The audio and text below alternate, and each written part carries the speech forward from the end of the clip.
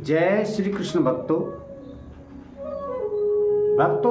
पिछले श्लोक में भगवान श्री कृष्ण ने कहा था कि प्रत्येक इंद्रिय के विषय में राग और द्वेष छिपे हुए हैं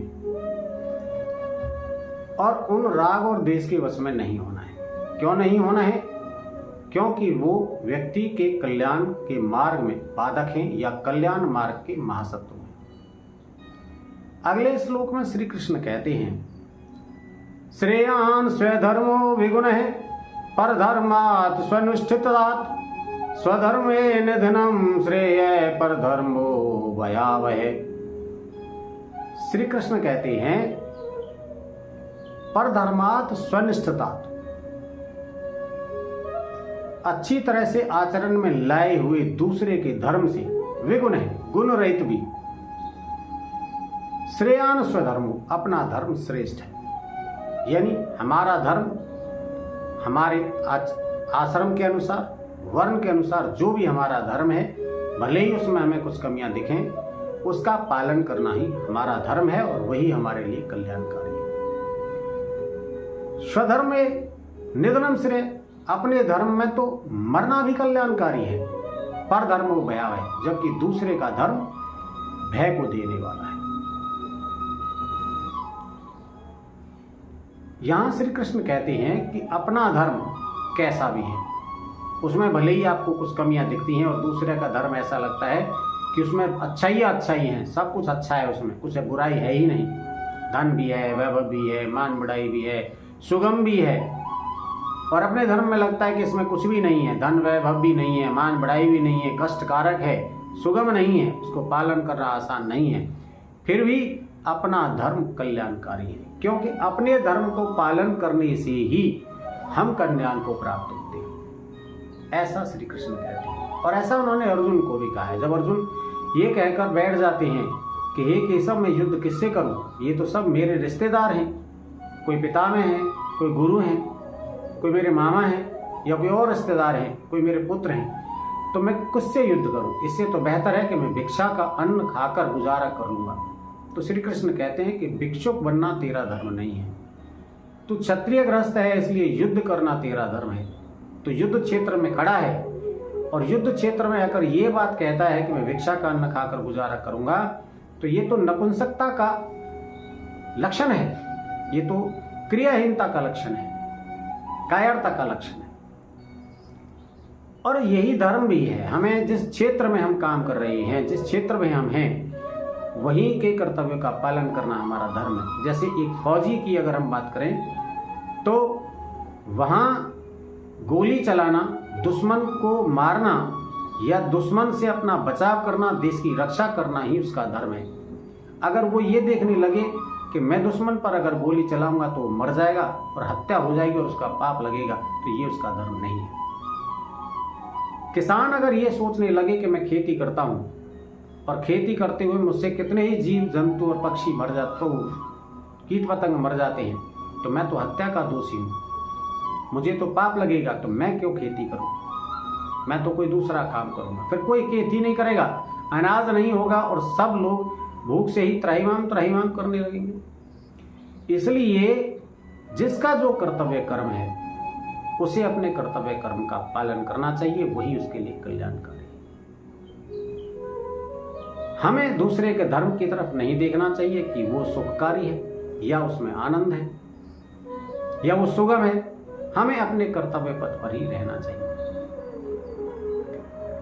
आगे चल के कहते हैं, स्वधर्म में निधनम श्रेय, अपने धर्म में तो मरना भी कल्याणकारी है। और ये है भी, अगर अपने धर्म का पालन करते हुए अगर व्यक्ति मृत्यु को प्राप्त होता है तो निश्चित रूप से वो कर्म बंधन से छूट जाता है।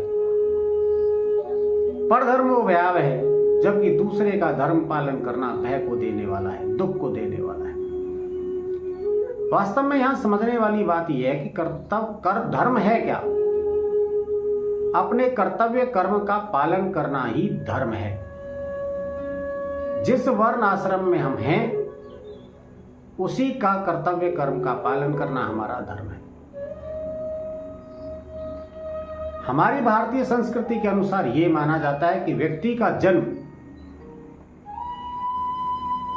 उसके कर्मों के आधार पर होता है। जिस प्रकार के उसे कर्म होते हैं उसी प्रकार का वर्ण आदि उसको प्राप्त होते हैं, और फिर उसी के अनुसार उसके कर्म नियत होते हैं, कर्म निर्धारित होते हैं। इसलिए वो कर्तव्य कर्म का पालन करना उसके लिए सहज और स्वाभाविक होता है।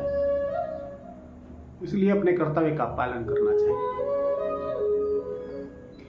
कर्तव्य का पालन करना या धर्म का पालन करना एक ही बात है। जब हम अपने कर्तव्य का पालन करते हैं तो धर्म का पालन हो जाता है, और हम जब भी कर्तव्य कर्म का पालन राग द्वेष से रहित होकर करते हैं तो निश्चित रूप से कर्म बंधन से मुक्त हो जाते हैं।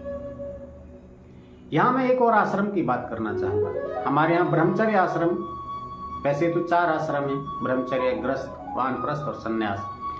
ब्रह्मचर्य सबसे पहले आता है। तो ब्रह्मचर्य आश्रम असलियत में देखा जाए तो एक विद्यार्थी जीवन है, और विद्यार्थी जीवन में बच्चे को या व्यक्ति को प्रयास करना चाहिए, अपने कर्तव्य का पालन करना चाहिए, और उसके कर्तव्य है कि वह अपने आप को तन, मन और बुद्धि से सशक्त करे, ज्यादा से ज्यादा ज्ञान अर्जित करके बुद्धि को सशक्त करे, चारों तरफ से रोक कर मन को नियंत्रित करने का प्रयास करे, और सात्विक आहार लेकर और शारीरिक अभ्यास करके अपने शरीर को पुष्ट करे। ये उसका धर्म है, यही उसका कर्तव्य है। अगर वो अपने कर्तव्य का पालन नहीं करता है, वो ये सोचता है कि भाई जो दूसरे लोग हैं वो तो सुख सुविधाओं का आनंद भोग रहे हैं और मैं यहाँ संघर्ष कर रहा हूँ, तप कर रहा हूँ, मुझे दूसरे की तरह सुविधाओं का आनंद लेना चाहिए, तो ये उसके कर्तव्य पथ से हटने का लक्षण है। और जब वो कर्तव्य पथ से हटेगा तो निश्चित रूप से वो बहुत कुछ खोएगा। हमारे यहाँ एक कहावत कही जाती है, तपेश्वरी सो राजेश्वरी, राजेश्वरी सो नरकेश्वरी। यानी जो तप करते हैं, जो भी जीवन में तप करते हैं, तप का मतलब अपने कर्तव्य पालन करने में जो जो समस्याएं आती हैं, जो जो कठिनाइयां आती हैं, उनको जब सहन करके आगे बढ़ते हैं वही तप है। तो जो जो तप करते हैं वो ऊंचाइयों को प्राप्त करते हैं, राजपद को प्राप्त करते हैं।